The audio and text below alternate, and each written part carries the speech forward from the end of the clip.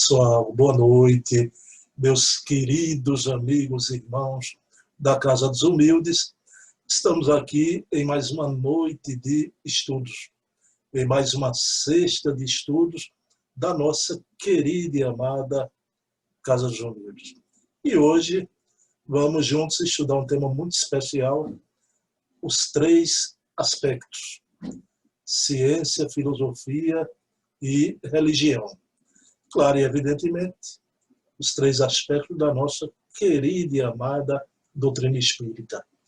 Mas, iniciando a nossa reunião, vamos elevar o pensamento a Deus em forma de agradecimento de estarmos aqui juntos, compreendendo a beleza do Consolador prometido, enviado por Jesus, que na sua bondade infinita nos ofertou uma doutrina que é ao mesmo tempo ciência, filosofia e religião. Obrigado, Mestre Divino, Mestre amado, Senhor dos Espíritos, por esse presente, essa dádiva do céu. E sendo assim, com os nossos espíritos, com gratidão infinita a Ti, Senhor, iniciamos a reunião de estudo da noite de hoje. Ok, meus queridos irmãos, eu queria, antes de adentrar o tema, explicar um pouquinho o objetivo da nossa reunião, esclarecendo. Pessoal, eu estou com uma leve irritação neste olho, né? Uma sujidade entrou e vejam bem, e ele, possivelmente, no decorrer do estudo, ele vai lacrimejar. Então, não pensem que eu estou chorando, e até porque o tema não é para tanto, né? O tema não é para tanto, né? Mas ele estava até pior, né? Melhorou, ainda bem, mas é possível que ele, meus olhos fiquem molhadinhos, né? Mais precisamente este aqui, né? Pessoal, então vejam bem, a nossa reunião proposta da sexta-feira na Casa dos Humildes, nossa reunião presencial, é uma reunião de estudo, não é palestra, como a gente tem no domingo, e vocês estão tendo nas lives aí, não é? Como vocês estão tendo na terça-feira, o estudo do Livro dos Espíritos. Então, lá na Casa dos Humildes a gente se reúne, né? Já há mais de 20 anos. Então, vejam bem. Então, a reunião em grupo, o microfone na plateia, todos falam. É 1h30, não é 1 hora como aqui, é 1h30, né? E às vezes temas complicados, mas nunca houve uma discussão, houve uma divergência que descambasse para alguma coisa desagradável, jamais. E vejam bem, e essas reuniões, esses debates, não pensem que é uma reunião de carneirinhos, não é? São reuniões, aliás, por exemplo, que participa a nossa querida Valéria Pessoa, né? Então, Valéria, com essa verve que ela tem, vocês conhecem, né? Quando o tema então está meio intricado, um dá uma opinião, outro dá, e Valéria chega, né? Então, mas não só Valéria, participam dos debates, né? E que saudade a nossa querida Ana Paula, Aninha, a nossa juíza, né? Sempre com aquele jeito ponderado dela. A nossa querida Nivane e Damásio, esses dois aí são decanos do estudo, desde o início, quando a gente iniciou, há mais de 20 anos. O nosso querido Ricardo Rodrigues, né? que participa dos nossos debates sempre de forma ponderada, né? O nosso querido Fernando, com essa paciência que tem, né? O esposo da nossa amada Valéria, né? E Rinaldo Cavalcante. Quando o debate está fervendo, um debate interessante, a gente trocando as ideias, aí um fala uma coisa, Valéria fala uma coisa, aí Rinaldo vai retrucar e Valéria replica, aí Rinaldo se rende. E Rinaldo, quando se rende, ele é uma graça, porque ele pede para dizer: Bruno, Valéria Pessoa é um monstro, é um monstro. Um monstro, claro, é um elogio que ele faz a Valéria, né? Então, vejam bem, Então, por que eu estou dizendo isso? Porque vocês não estranhem. Por exemplo, a gente, quando estuda lá os livros de Bezerra, de Herculano, da Simone Privata, a gente está estudando. Pessoal, todos os nossos irmãos levam o livro na mão. Eu leio lá um parágrafo e outro para a gente discutir. Todo mundo está lendo, né? Estou dizendo isso porque eu aprendi muito a respeitar o público, né? A respeitar o público presencialmente, mas agora através das lives. Por isso que vocês estão vendo tanto, eu chego aqui, aí mostro um livro, né? E vejam bem, e eu estava pensando, eu vou dar certas explicações, a nossa reunião lá presencialmente é assim. E não só, os livros não é o monitor do estudo que traz, não. Todo mundo com livrinho. Então, olha que coisa interessante. E a gente debate, né? Então é isso, e o tom aqui meu é esse tom de conversa diferente da terça do domingo, porque a terça do domingo tem que ser como é. São palestras mesmo, o pessoal estuda, se organiza, né? Então discorre naquele tom. Aqui não, aqui é um tom de estudo, né?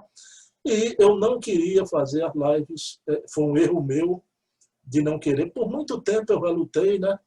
E porque há anos no movimento espírita eu usava o nome, né? Blog do Bruno Tavares. Aí, pum! Aí todo mundo, a vida toda, blog do Bruno. Mas ninguém via Bruno. Eu fazia aqueles audinhos já com a capa, sempre uma capa. O Raiz Espírita, eu botava uma capa, uma fotozinha do tema, eu e Valéria fazendo o tema, e vamos voltar a fazer. O meu pedido aqui é ao vivo, viu? Valéria agora é que tem que vir comigo fazer ao vivo o Raiz Espírita. Então, vejam bem, eu era que nem o Lombardi do Silvio Santos. Né? Então, vocês sabem, a minha voz continua a mesma agora, os meus cabelos, né? Então, mas o pessoal me instou muito, né? E eu resolvi fazer, porque era um absurdo, um esforço conjunto, né? Um grupo todo, e eu me abster. Né? E eu me abster. Mas tanto assim que eu não... Bom, os centros de fora, eu ainda estou relutando. Né? Recebi convite do querido Calixto, lá do Caminhando para Jesus, né? Pessoal do Regeneração, né? E de outras casas irmãs, essas casas que eu vou sempre todo mês, mas eu ainda não é a mesma coisa. Agora, o estudo está dando, né? O estudo está dando e a gente vai continuar aqui, tá bom?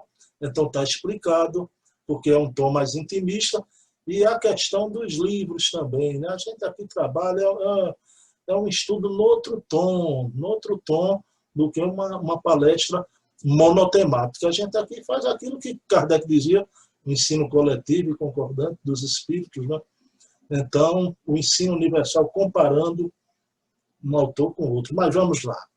Espiritismo é ciência, filosofia e religião.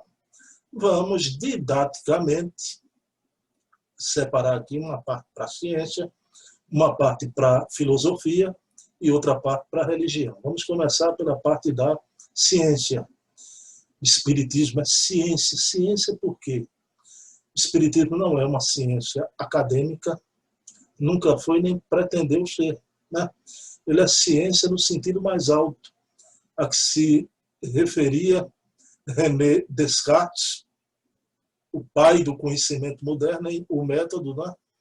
Então, quando ele dizia, né, o maior conceito de verdade são os fatos. Porque contra fatos não há, escreva aí no chat, contra fatos não há argumentos. Esse é o maior conceito. Então, o espiritismo está todo estribado em fatos. Fatos, como veremos ver, principalmente essa primeira parte da ciência espírita. Fatos probantes. Então, ciência, toda vez que eu experimento, pesquiso, uso o método da observação, isso é ciência. Já a filosofia é quando eu indago, questiono, busco a verdade. A gente vai ver daqui a pouco, e religião também. Então, ciência é o método da observação, da experimentação, da pesquisa. E o Espiritismo está estribado em fatos, porque contra fatos não há argumentos, como vocês vão ver. Então, a primeira experiência que eu queria trazer aqui são os casos notáveis das materializações dos espíritos, já. E vamos começar pelo querido Charles Richer. Charles Richer, a quem eu trago aqui a primeira obra da noite, essa obra notável, né? Charles Richer, o apóstolo da ciência e do espiritismo, né? Então, essa obra aqui, pessoal, olha quem é o autor, Samuel Nunes Magalhães. Eu e Jorge, na entrevista, semana passada, a gente tocou em Samuel, né? Esse grande estudioso, escritor, né? Ele esteve aqui no Recife, hoje está novamente em Brasília, né? Onde ele mora. Então, vejam bem, essa é uma obra editada pela Federação Espírita Brasileira.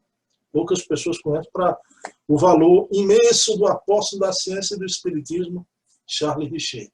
Então, Charles Richer foi um prêmio Nobel de medicina, meus irmãos. Já. Ele foi o criador da metapsíquica.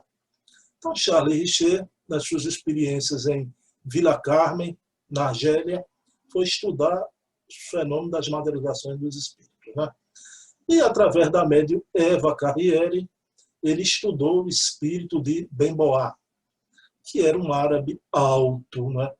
Com peitão, peitoral, e ele olhava aquele espírito materializado, e quando ele se aproxima, ele põe as mãos na caixa do peito do espírito árabe, na caixa torácica, ele diz, meu irmão, você pode respirar. E o Benboa, arfa, né? Respira profundamente, e Charles Richer fica intrigado. Ele, como é que pode um espírito tem pulmão? Um médico, um fisiologista aceitar isso? Ah, meus irmãos, não aceita. Então, ele sai daquela reunião intrigado e volta em uma reunião subsequente e traz uma solução de barita. Quando o espírito se materializa, ele oferece a solução de barita para o espírito. O espírito sopra e houve a precipitação do gás carbônico, né? E Charles Richer afirma, é verdade, o espírito tem pulmão. Eu sempre, quando eu toco nesse fato, eu digo, né? O que é que ele desconhecia? Ele desconhecia o que hoje qualquer criança que participa das nossas evangelizações em casa espírita conhece, que é o corpo espiritual perispírito, que é o molde, o modelo organizador biológico, né? Então, se existe a forma, é porque tem a forma, que é o modelo organizador biológico, nosso corpo espiritual. O psicossoma, que Kardec brilhantemente definiu da melhor forma possível que existe, né? Perispírito. Perispírito, o corpo espiritual. Então, Charles Richer viu ali que o espírito tinha pulmão. A doutrina espírita explica que esse pulmão fica localizado no corpo espiritual como todos os órgãos já. Por isso que essa forma, esse modelo, quando o corpo físico se desenvolve, se desenvelopa, eu gosto muito desse termo, vocês notaram já, né? Então, vejam bem, então o que é que acontece? E outra experiência, vejam bem, foi outra materialização, dessa vez um engenheiro Evaristo Tessen, um homem alto, quase 1,90 m de altura, né? Evaristo Tessen havia desencarnado 1 ano e meio e estava ali em Vila Carmen, na Argélia, presente à reunião, um grupo de amigos e a esposa do engenheiro. Então, meus queridos irmãos, o espírito se materializa. E vejam bem, nas cercanias daquela sala, no ambiente de fora, do lado de fora da casa, estava as duas filhinhas brincando, né? Sara e Esther, uma de 7 e outra de 11 anos de idade.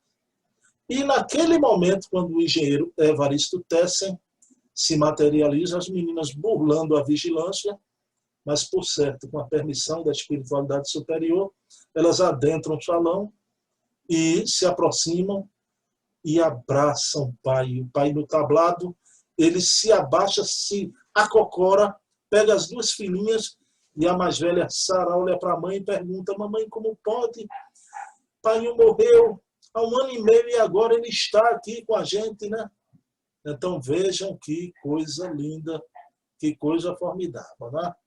Então, essas são as experiências do Prêmio Nobel de Medicina, criador da metafísica, Charles Richer. Mas vamos para outro grande, imenso, César Lombroso, né? Então, este é de quem estudou direito. Eu não fiz direito, eu fiz geografia, né? É porque eu cito tanto Lombroso, o povo pensa que eu cito direito. Sempre quando eu toco nesse assunto, eu trago Lombroso, né? Então, querido César Lombroso, um dos maiores criminalistas da Europa, ele foi para um congresso em Nápoles, na Itália, né?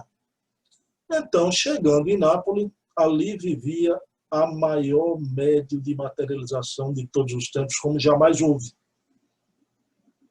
Eusápia Paladino, né? Eusápia Paladino, a feiticeira, né? Era considerado, seus fenômenos, pelas suas faculdades, eram tão notáveis que os estudiosos já nominavam, né, a feiticeira. Está aqui um livro do querido Luiz Paliano Júnior, né, grande escritor, Eusápia, a feiticeira. Eusápia, a feiticeira, né? Então, o que acontece? Só que Eusápia Paladino era uma mulher analfabeta, ignorante, gorda, suarenta. Vejam bem, ela metia medo no povo e com esses fenômenos todos, uma pessoa com esse perfil. Mas, no momento, naquele congresso, estavam homens de um saber notável. O grupo de Lombroso, aqueles homens que estavam ali, o Dr. Encoli Chiaia, Alfredo Russell Wallace. Então, eram homens de um saber tão notável que aquele grupo era considerado, naquele congresso, como o grupo Minerva. Minerva, vocês sabem, na Grécia Antiga, era a deusa da sabedoria, né? O grupo Minerva. Então, o que acontece? Num dos intervalos do congresso, os amigos foram ver as experiências com Zápia Paladino, né? Eusápia Paladino, e chamaram Lombroso, né?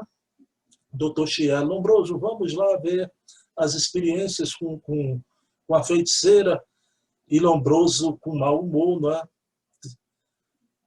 Balançou a cabeça e disse: como é que pode? Vocês, homens de ciência, e atrás de uma mulher analfabeta, ignorante, pelo amor de Deus. Só que o doutor Chiaia disse: olha, você não vai fazer nada nesse momento. Você está com medo da feiticeira, Lombroso?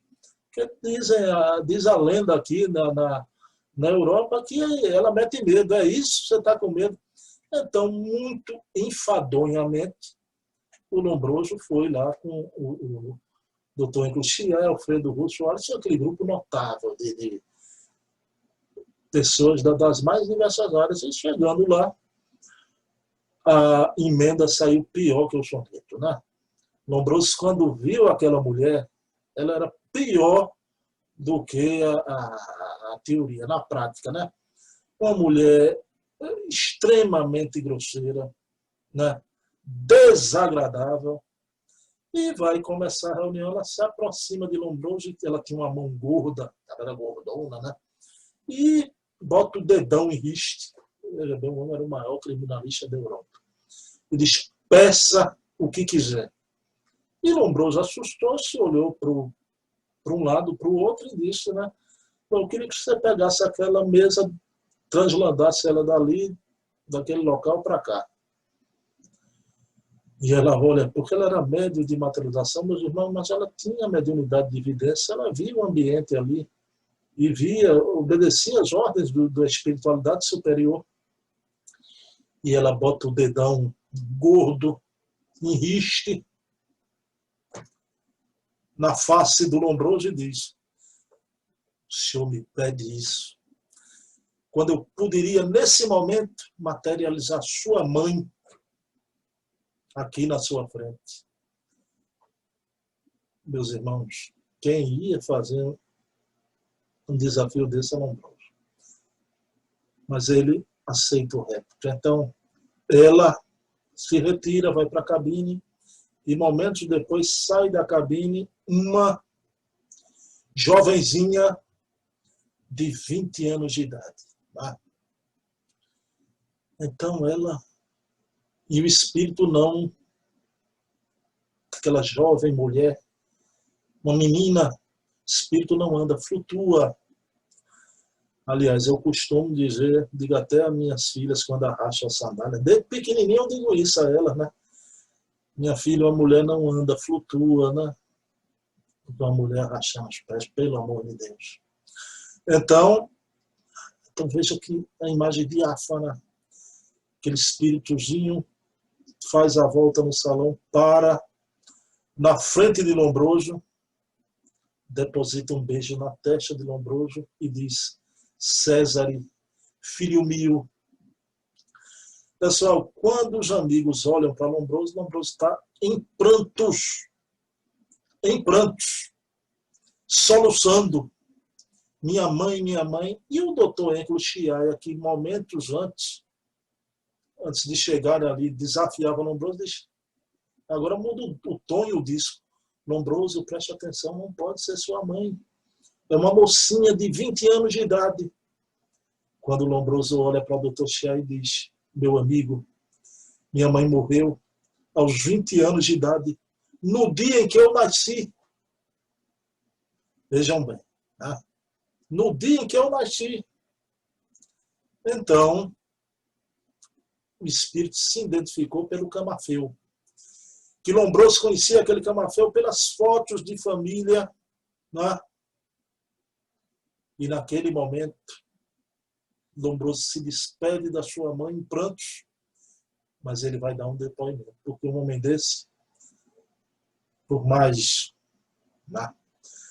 na sua sisudez, era um homem honesto. E ele diz: qual a inteligência, qual homem de ciência poderia fazer comigo o que fez aquela napolitana analfabeta e ignorante? Em 1 minuto, pôs abaixo toda a minha ciência, todo o meu saber. E ele se torna espírita, e para a felicidade de todos nós, ele lança esse livro, Hipnotismo e Mediunidade, onde ele narra em detalhes esse e mais outros casos. Né? Pessoal, da FEB também, viu? Eu estou tendo um cuidado de trazer aqui, olha aqui o selinho da FEB, Federação Espírita Brasileira, né? Hipnotismo e Mediunidade. Infelizmente, eu quero até trazer novamente a fala do Luiz Jorge. Pessoal, Jesus está aqui. Jesus está aqui. Pessoas só querem ler romance. Pessoal, isso é um livro que não é difícil de ler. Esse caso que eu relatei aqui é difícil? Eu pergunto a vocês, é belo esse fato que eu descrevi aqui? Não por mim, mas eu sei que vocês acharam belíssimo esse acontecimento de Lombroso. Então, há outros tantos aqui, depois da sua pesquisa, né? Lombroso foi conhecido como o homem da teoria da cabeça criminógena, né? E de acordo com as 5 evoluções e o tamanho da cabeça, tal formato do cérebro podia, o homem era propenso ao crime. Depois ele abdicou dessa teoria, né? Eu não sei se houve influência do espiritismo nisso, né? Embora essa teoria até hoje é estudada em direito, né? E quem é advogado, se formou em direito, conhece, né? Então está aqui o grande Lombroso.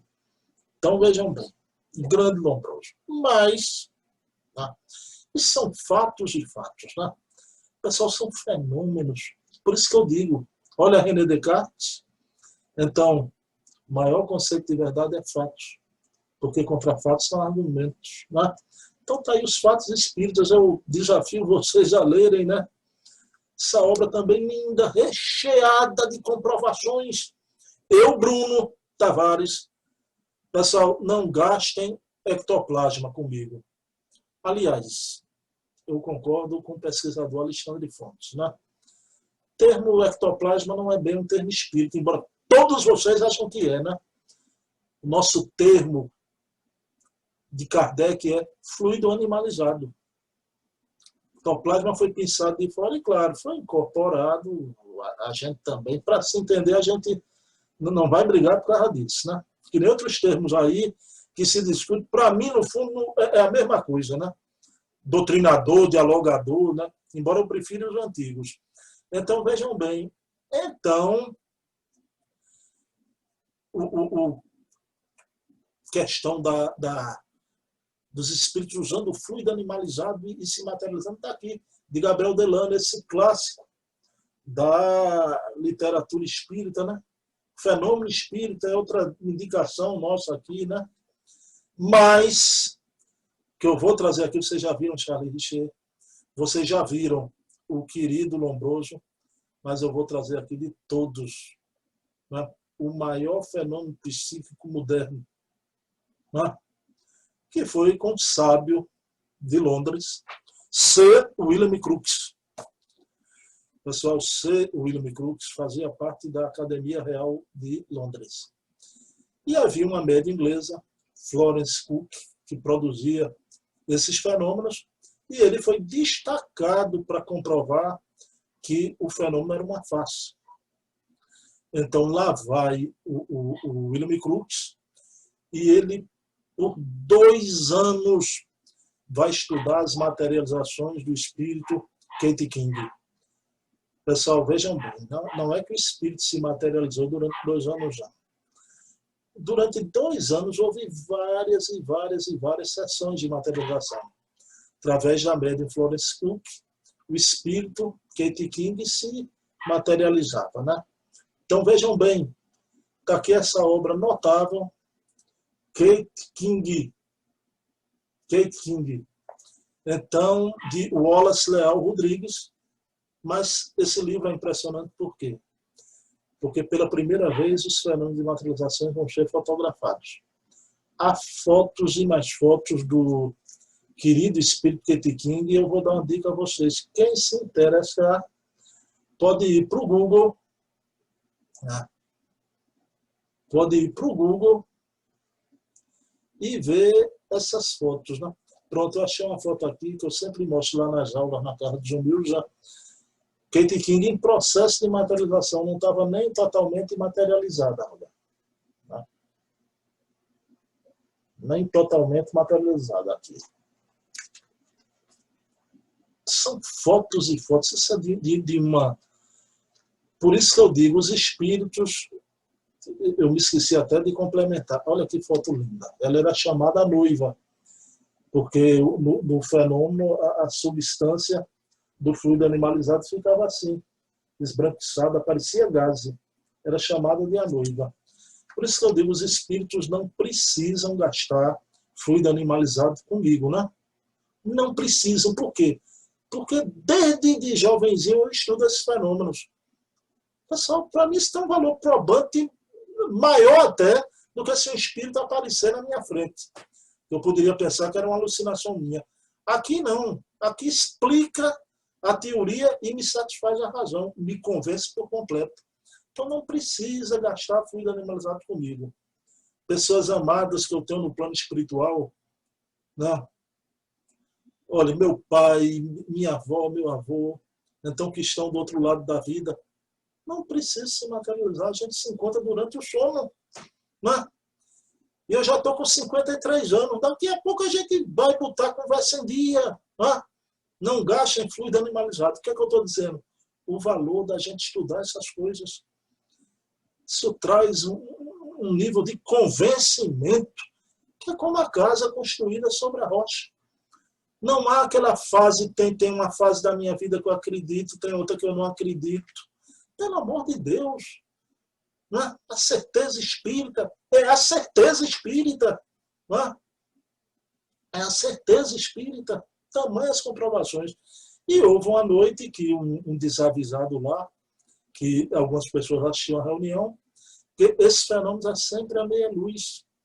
Como são as nossas reuniões mediúnicas, que as casas espíritas, nosso movimento não sabe que a espiritualidade utiliza isso para dar glândula pineal. Numa sala mediúnica, quando apaga a luz, a glândula pineal acende. E o pico de funcionamento da glândula pineal é à noite. A glândula pineal, que é o túnel do tempo. Ela é quem faz a transposição dos dois planos da vida através do médium, da mediunidade. Então, como acontece as nossas reuniões mediúnicas, a meia luz, a luz muito baixa, também esses fenômenos de transcendência. Então, mas houve um momento lá que um desavisado, mal intencionado, duvidando do fenômeno, ele acende a luz e agarra o espírito. Katie King se desmaterializa ali na frente de todos. A médium Florence Cook passou muito mal, ela podia desencarnar, porque o médium do fluido animalizado, pessoal, isso é de propósito que eu estou fazendo aqui, viu? O Alexandre de Fontes é fantástico nessa coisa. Então, coloca o fluido, não vou usar ectoplasma, o fluido animalizado, o médium chega a perder peso. E depois o que acaba o fenômeno volta. Mas só de forma abrupta assim, pode desencarnar o médium. E Katie King demorou muito para voltar a participar das reuniões. E ela reclamou. E aí, Sir William Crookes teve um cuidado maior na seleção das pessoas, né? Diminuiu muito. Então, vejam bem. Pessoal, William Crookes, todos vocês estudaram no ginásio William Crookes na tabela periódica. A tabela periódica apresenta o elemento thallium, descoberta de William Crookes. E ele ganhou o prêmio Nobel de Física ao descobrir a energia radiante que sai dos corpos. O William Crookes é de importância grande, ganhou o prêmio Nobel também. Vejam bem, quando a gente falar na religião, a gente vai falar dos homens da humildade, da caridade. Mas em ciência, a gente tem que falar desses homens da honorabilidade, até dos seus títulos de prêmio Nobel, um Richer, um William Crookes. E esse homem, vejam bem, ele ganhou o prêmio porque descobriu a energia irradiante que sai dos corpos. Mas a humanidade não se deu conta. Ele estudou também a energia livre que se aprisiona numa forma novamente através do fenômeno das materializações. Ele fez o caminho de ida e o caminho de volta. A humanidade não se deu conta disso. Então vejam que coisa maravilhosa esses fenômenos, né? E a gente para aí porque não precisa mais de nada, né? Espiritismo é ciência ou não é? Não, uma ciência acadêmica nunca quis e nem é, nem pretende ser. Mas é a ciência no conceito do pai do conhecimento moderno, né? René Descartes. Então, o maior conceito de verdade são os fatos, porque contra fatos não há argumento. O espiritismo está todo estribado em fatos. Então, vejam bem, aí vamos para a filosofia. Então, toda vez que a gente questiona, indaga, busca a verdade, isso é filosofia. Não é? Isso é filosofia. Então, Espiritismo, com o livro dos Espíritos, de importância muito grande, que ali traz Sócrates e Platão. O grande ateniense ensinava a juventude ateniense nas velhas tardes da Grécia, né? A Grécia milenária. Né? Então, vejam bem, então, o querido Sócrates disse certa vez a seu discípulo, um dos mais próximos, Fédon, gnótio se auton. Conhece a ti mesmo. Então, essa frase lapidar está lá no Monte Parnaso. Né? Então, vejam bem, está lá esculpida, né? Gnótio se auton. Até hoje. Então, Platão foi o seguidor, o mais fiel seguidor de Sócrates. Né? Então, vejam bem, o que ensinavam Sócrates e Platão? Ensinavam a imortalidade da alma, a reencarnação, a presença dos dæmons. Vejam bem que eram os espíritos. E vejam que coisa interessante. As universidades. Nas universidades não se fala de Jesus. quando se fala, é sempre à luz do obscurantismo mais abjeto. Mas nas universidades se fala de Sócrates e Platão. Só que omitem esses princípios da imortalidade, da reencarnação, dos dêmons. Vejam bem, não é? Então, Sócrates vai ser condenado por subverter a juventude. Seu julgamento é uma peça triste, não é? Condenado a beber cicuta. E até a sua mulher, que era terrível, né? A mulher se desespera. E as pessoas dizem uma coisa, viu, pessoal? Que Sócrates tinha duas opções na vida. Ou ele se tornava filósofo ou matava Xantipa, a sua mulher. Graças a Deus que ele escolheu a primeira opção. Porque os biógrafos dizem que Xantipa era terrível, não aceitava o Sócrates perder as tardes para ela, né? Suas tardes com aquela juventude. E ela diz, pede para ele abjurar. Mas Sócrates, tu és inocente.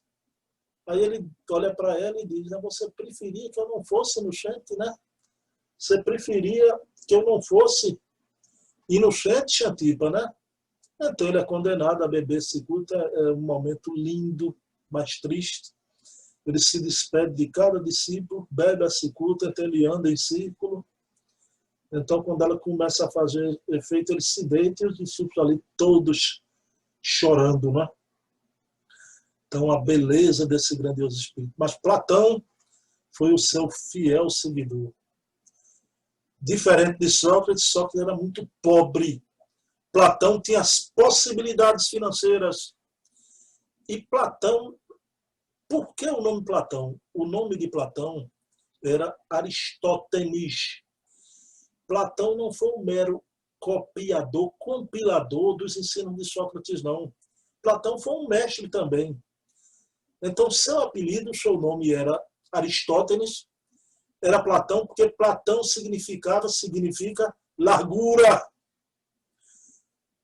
Então, os atenienses deram esse apelido a Platão por causa das suas ideias, de sua larga percepção das coisas. Platão. E ele não foi um mero copiador, compilador, foi um mestre. Mas ele tinha os recursos e ele viajou ao Egito Antigo, conheceu aquela grande civilização, viu as ourivezarias, conheceu o mistério dos Eleuses, que falava sobre a reencarnação, conheceu os pitagóricos, estudou a teoria dos números e seus princípios sobre a psique. Então, Platão foi imenso. Quem quiser saber, leia os diálogos de Platão, está aí. Ah, então, vejam bem, né? Esse é outro problema, né? Infelizmente, as pessoas não leem, né? Eu vi uma entrevista semana com um grande sanitarista, escritor também, Siddhartha, né? Um indiano. Parou o programa, foi 10 minutos ele indicando tudo que é tipo, é outra mentalidade, são outra cultura, né? Até a cultura indiana, né? Aqui o povo, infelizmente, lê pouco. Lê pouco. Agora, todo mundo vai para Facebook e botar, né? Sou contra armas, a favor de livros. Claro que a gente, sou feito Mahatma Gandhi também, né? Pacifista. Agora, será se a gente ama livro mesmo? Eu acredito, se ama o livro para dentro. Para fora, botar postagem em rede social, aí é muito bom, né? Então, vejam bem. Então, os diálogos de Platão estão aí. Todo mundo pode ver, é de uma beleza, né? E vejam bem, o Livro dos Espíritos, todo ele é baseado na maiêutica e no silogismo que Sócrates usava, né? A tradição livre do diálogo da Grécia Antiga, os espíritos usaram no Livro dos Espíritos. E quem é que assina lá os prolegômenos, fazendo parte da equipe do Espírito Verdade? Sócrates e Platão. Foram os dois grandes precursores da ideia cristã, né? Então, o Espiritismo é uma doutrina socrática. Anotem isso aí no perispírito de vocês. Os espíritos utilizaram a tradição livre dos diálogos da Grécia Antiga. Pessoal, as pessoas falam muito no nosso meio espírita, né? Que o mal não tem existência real.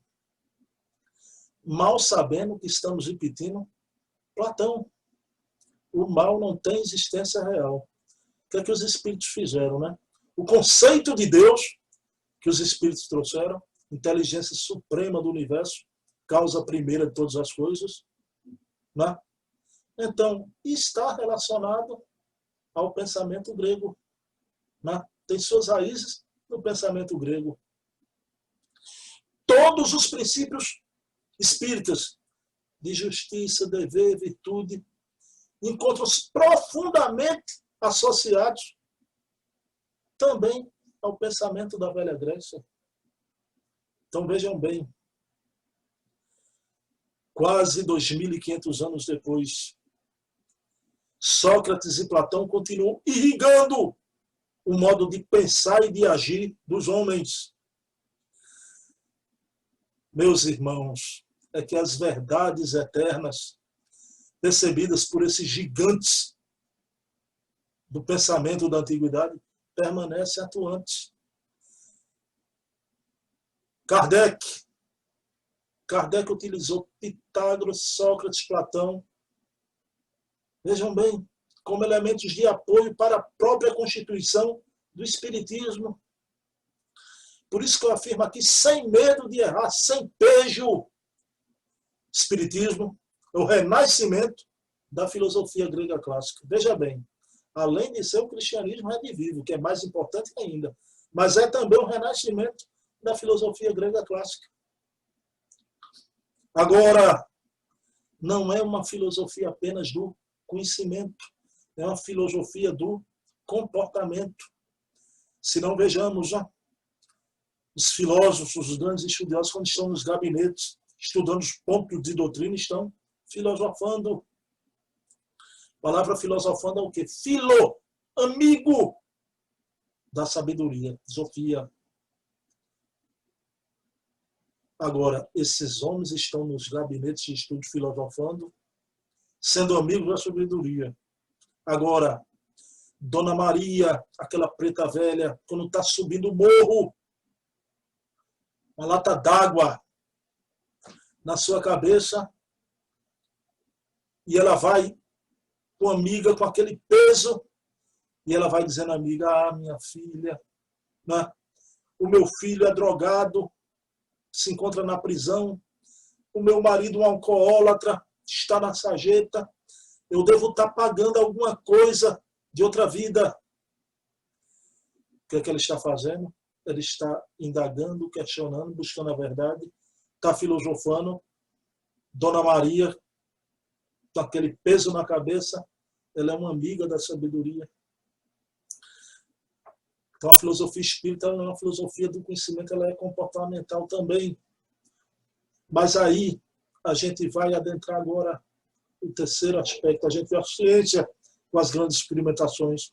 Fomos à Grécia e vemos que o espiritismo é o renascimento da filosofia grega. Agora, a religião religare tem a ver com tudo isso, tem a ver com conhece a ti mesmo e tem a ver com a reencarnação. Pessoal, quando a gente diz que o espiritismo traz o religare, não é só seu aspecto maior, é ligar a criatura ao Criador, mas também é uma religião que religa você às tuas outras vidas. E religando você às tuas outras vidas, religa você aos teus irmãos. Quantos irmãos? Hoje eu não vou nominar, não, né? Eu já disse que a gente sempre que tem ligação de outras vidas, já. Veja bem, eu vou dar um exemplo muito tocante, que foi um acontecimento muito triste do Chico Xavier. Ele, um domingo de tarde, estava lendo o jornal, a reunião ia ser à noite, e o Chico começou os olhos a encher d'água, né? Ele lembra aquilo, foi no dia 9 de fevereiro de 1957. Veja o tempo. 9 de fevereiro de 1957. Então, ele leu que na cidade de Alenquer, no Baixo Amazonas, né, uma população ribeirinha, uma família, né, daquela população, uma família de pescadores, num passeio de canoa, numa tarde, o barco começou a balançar, o menininho de 7 anos, filho do pescador, que estava ali com a esposa, a filhinha, e o menininho caiu no rio Gurupatuba, do Baixo Alenquer, e na hora foi devorado por um cardume de piranhas.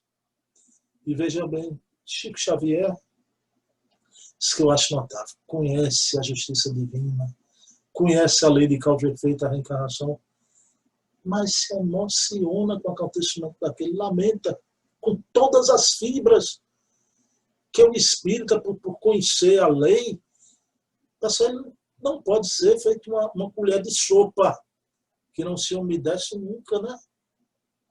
A gente sente tudo isso, o tremendal de uma tragédia, mesmo que ela esteja encadeada numa lei maior.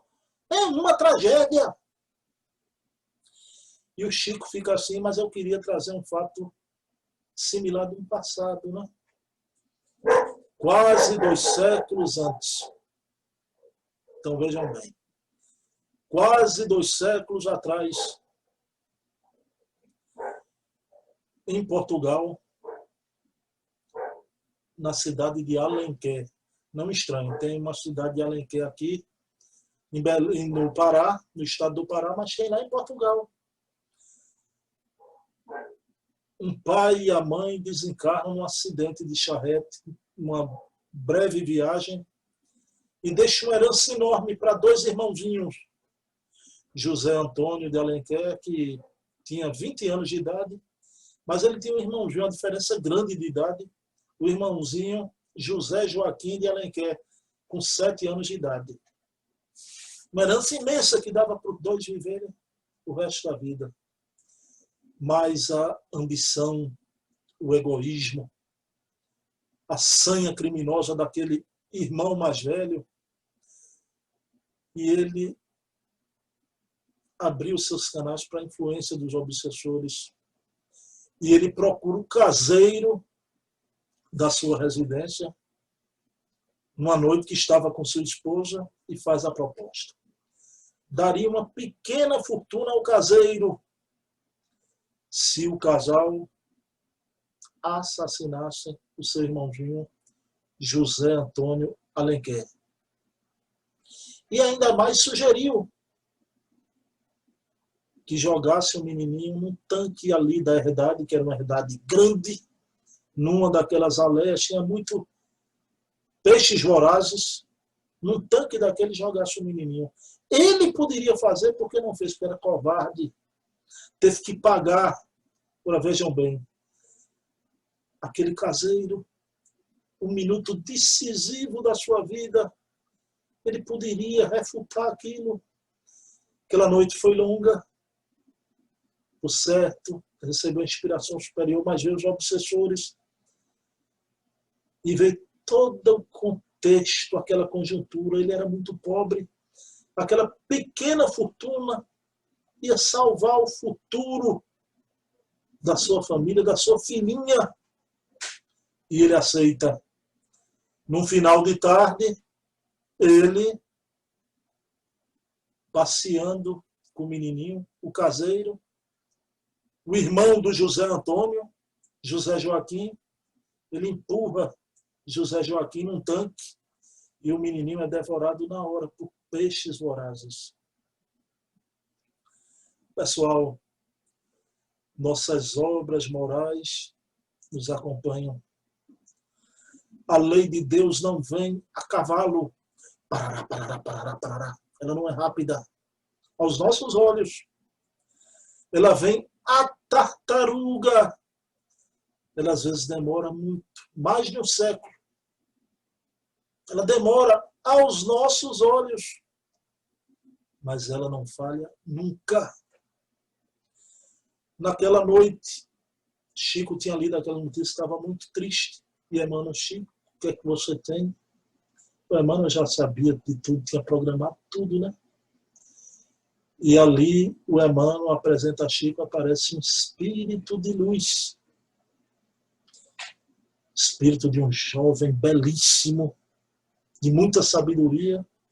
E aquele jovem vai contar a história do rio Gurupatuba, do Pará,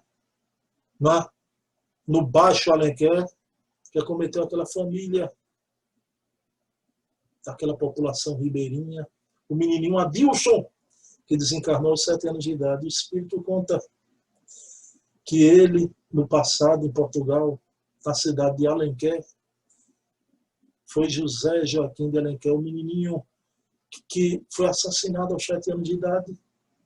O seu irmão, José Antônio, programou aquela encarnação, aquele momento de dor, para a remissão do seu espírito.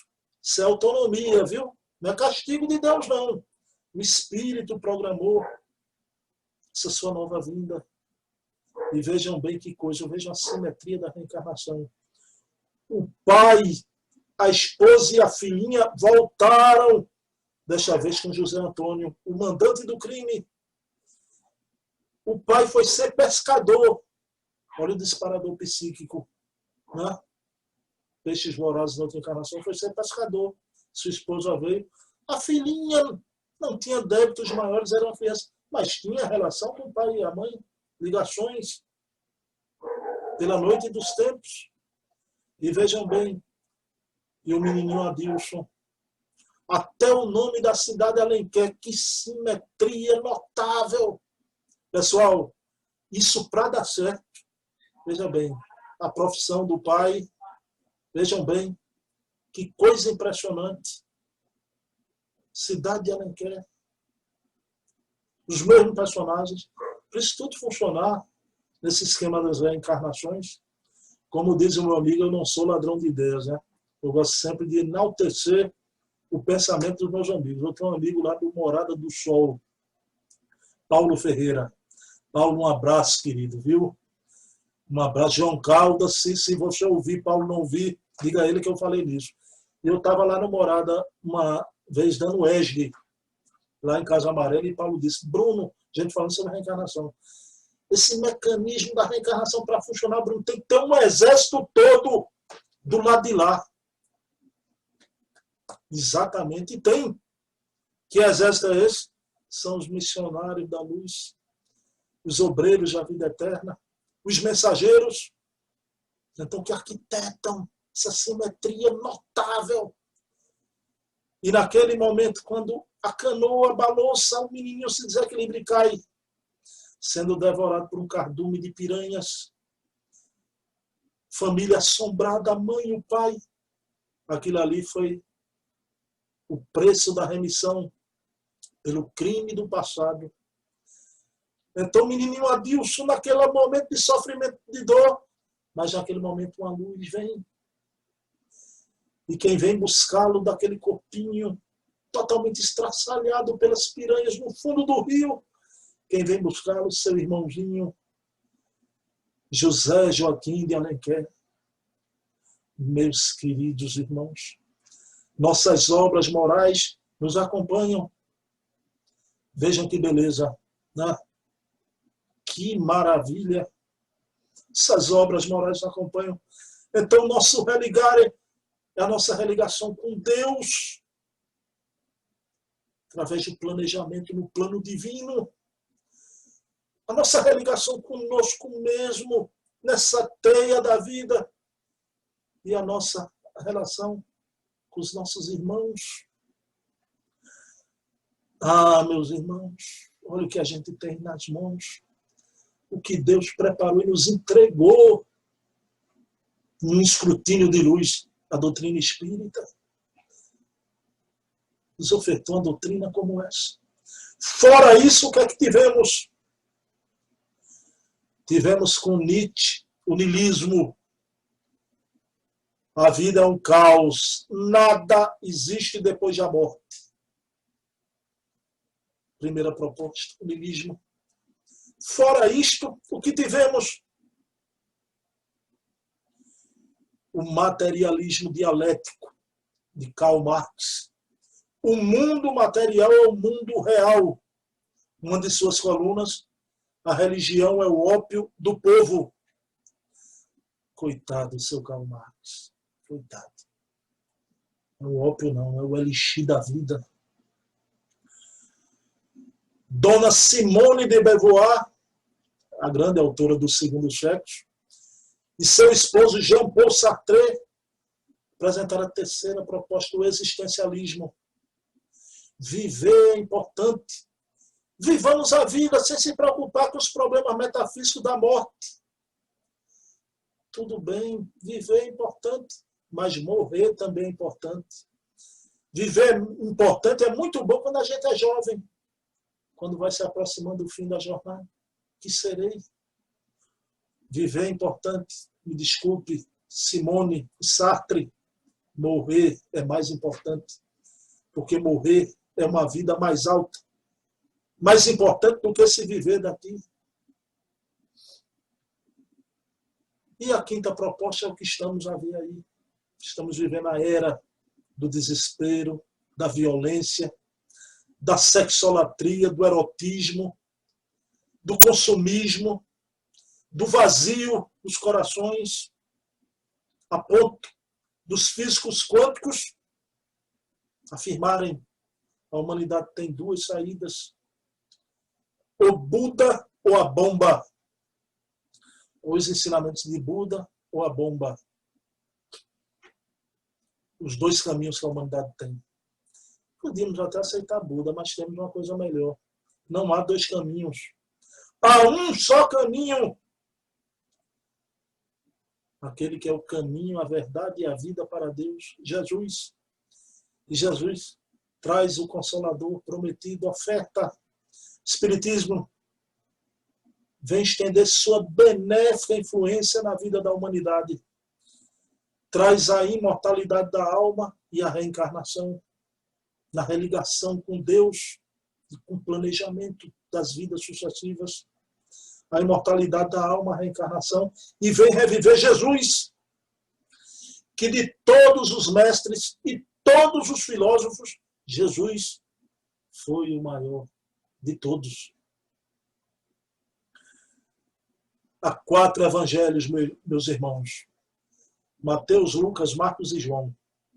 Os 3 primeiros são considerados evangelhos sinóticos, que obedecem à ordem cronológica. O 4º evangelho é o meu preferido. É o evangelho filosófico, o evangelho espiritual de João. Os outros 3 são importantíssimos, mas o mais importante é o de João. Então vejam bem, no 4º evangelho, o evangelho filosófico, o evangelho espiritual, ali está a afirmativa de Jesus, né? Conhece a ti mesmo. Jesus repetiu Sócrates. Sócrates antes de Jesus, né? Sócrates e Platão, os precursores da ideia cristã. Aliás, eu tenho a impressão que o pensamento de Sócrates e Platão antes, mas foi inspirado por Jesus, né? Então, vejam bem, conhece a ti mesmo. Nós nos esquecemos de nós mesmos. O homem perdeu o seu próprio endereço, está apartado de Deus. Então, precisamos retornar à casa paterna. E hoje temos essa possibilidade através da doutrina espírita, essa doutrina holística, que tem 3 apêndices, tem 3 pilotis, tem 3 aspectos: ciência, filosofia, religião. Ciência, porque experimenta, observa os fatos, pesquisa. Filosofia, porque indaga, questiona, busca a verdade. E religião, porque promove a religação com Deus, com a teia da vida, com os nossos irmãos. Que doutrina! Espiritismo, meus irmãos, é a mais extraordinária doutrina dos tempos modernos. Já? Vamos encerrar com a prece. Depois da prece ainda tem um aviso importante para vocês, mas então vamos agradecer a Deus Obrigado, Senhor, pelo dom da vida, por mais uma encarnação desse casarão universal chamado Terra. Obrigado porque eu nasci, porque eu creio em Ti. Obrigado, Senhor, por tudo que temos na nossa vida, pela alegria de ser espírita, porque o espírito é aquele que traz a crença inderrotável em dias melhores. Paz e bem, que Jesus amanheça em nossos corações. Um beijo na alma. Meus irmãos, eu vou fazer um convite. Amanhã, no meu canal, não é no canal aqui da casa, no meu canal, Bruno Tavares, eu vou entrevistar alguém muito importante. Vocês conhecem essa obra, Mesmer? Essa obra aqui importantíssima, Revolução Espírita. E essa do momento, Autonomia, História Jamais Contada do Espiritismo. O seu autor, Paulo Henrique Figueiredo, vai estar conosco amanhã numa entrevista. Ele é uma pessoa formidável, maravilhosa, muito acessível. A gente vai conversar sobre muita coisa, sobre 10 temas. Eu combinei com ele e ele topou todos, né? Então, vejam bem. Então, convido vocês, venham. Será uma entrevista, eu não vou dizer melhor, né? Igual a que foi com o nosso querido Luiz Jorge Lira Neto, vocês viram semana passada, né? Menino, que foi aquilo, hein, Luiz Jorge, né? Pelo amor de Deus, né? Vai fazer pesquisa assim na casa de Chaprego, conhecer de pesquisa espírita assim na casa de Chaprego, né? Que pesquisador. E fica uma lição, viu, meus irmãos? Né? A gente viu o Jorge dar um banho, né? Sobre pesquisa, né? Jorge, meu amigo, the best. Jorge the best, né? Bom, a entrevista do Paulo vai ser igual de Luiz Jorge, né? Mas fica aqui, vejam bem, muitas pessoas dizem, mas Bruno, eu não sabia que Jorge... Pois é, valorizemos quem se encontra na caminhada com a gente, às vezes disfarçadinho ali, e é uma grande alma, né? Quando a gente desperta, já foi. Não soubemos quem tivemos conosco na contemporaneidade. Olhemos todos nós uns aos outros, né? E vivamos o amor. Essa palavra que silencia as pessoas, né? O amor. Pessoal, tá bom. Obrigado por mais essa oportunidade de eu entrar na casa de vocês. Espero vocês amanhã, 8 horas. Então, beijão na alma, ok?